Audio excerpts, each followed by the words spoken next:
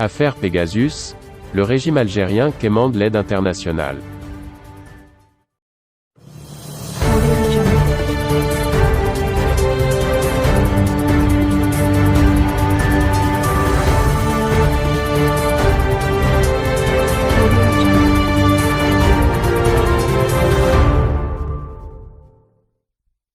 Le ministère algérien des Affaires étrangères a finalement chevauché Pegasus, du nom de cette affaire présumée d'espionnage, pour demander un effort international contre le Maroc.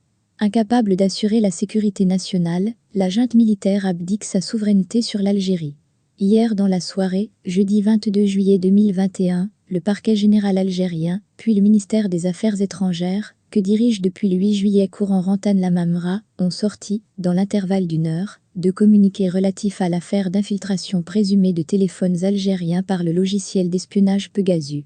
Le premier communiqué est tombé pour annoncer que le procureur près le tristement célèbre tribunal de Sidi Mahmoud d'Alger a ordonné l'ouverture d'une enquête préliminaire sur l'existence d'un système d'intelligence informatique d'écoute et d'espionnage ayant visé les intérêts de l'Algérie, mais aussi des citoyens et des personnalités algériennes.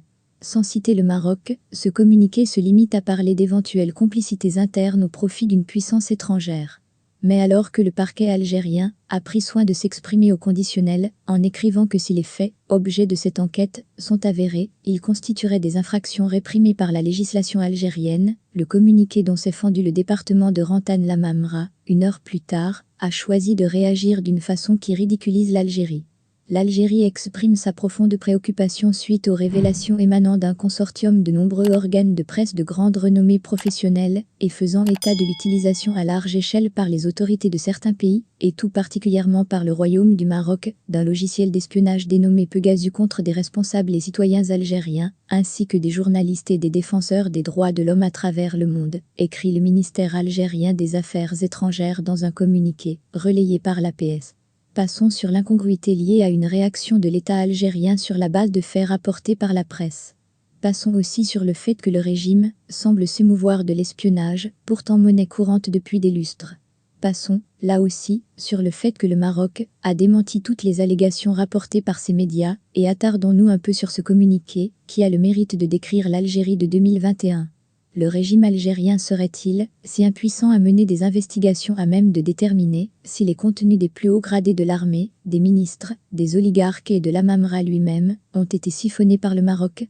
Cet État ne dispose donc pas de ressources humaines et de technologies à même d'investiguer, comme cela est supposé se faire, sur la base d'informations rapportées par les journaux.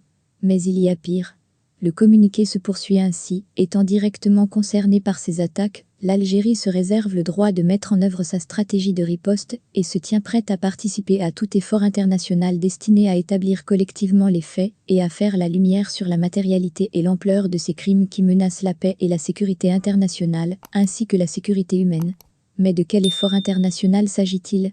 Les médias ont dénoncé l'espionnage non avéré des smartphones de l'ancien et de l'actuel chef d'état-major en Algérie, respectivement Gaïd Salah et Saïd Changria, des patrons des services de renseignement, Bachir Tartag et Wassini Bouaza, du frère du président qui dirigeait le pays durant les 2 derniers mandats d'Abdelaziz Bouteflika, des personnalités les plus importantes du régime et Tutti Quanti. Réaction du gouvernement algérien, en appelé à l'effort international. Mais où a donc bien pu passer le fameux NIF algérien? Quelle faillite? Quel débâcle? Quel désastre? Incapable d'assurer la défense de sa sécurité nationale, la junte au pouvoir abdique toute souveraineté sur le pays et demande une protection internationale. Car c'est bien de cela dont il s'agit, quand le département de l'Amamra fait part de son souhait de participer à l'effort international. Quant au droit de l'Algérie de mettre en œuvre sa stratégie de riposte, cette riposte ne peut être que téléphonée, au regard de l'incapacité manifeste du régime à garder un secret. Et cela n'a pas démarré avec Pegasus.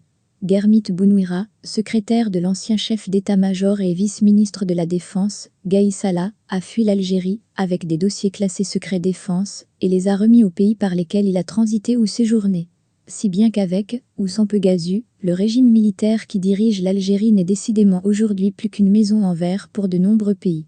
De plus, le général Abdelkader Lechkam, supposé sécuriser les communications en Algérie, a acheté des équipements électroniques inefficaces, détournant au passage la coquette somme de 2 milliards de dollars. Il a été jeté en prison, de même que plusieurs hauts gradés véreux.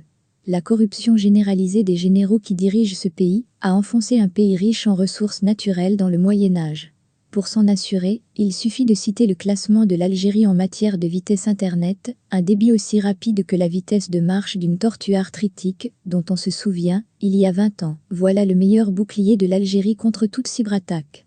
Pegasus risque d'avoir du plomb dans l'aile, avec un débit aussi lent.